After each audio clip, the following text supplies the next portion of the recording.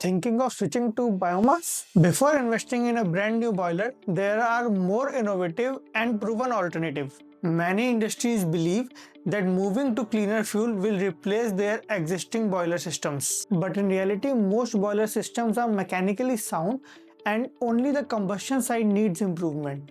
This is where the boiler retrofitting comes in the picture. Here the boiler is upgraded with a new combustion system, a fuel feeding kit, and emission control systems. While the core boiler remains same, it helps industries transition to the biomass without any extended shutdown or any heavy capital investment.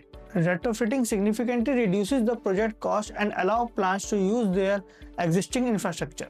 Compared to installing new boilers, retrofit requires fewer approvals, shorter execution time, and minimize production losses. With proper engineering, retrofit boilers can deliver stable steam output, increased fuel efficiency, and compliance with emission norms, often with payback period measured in months rather than years. Therefore, when done right, retrofitting isn't a compromise. It's the most resourceful, faster, and sustainable way to upgrade your boiler.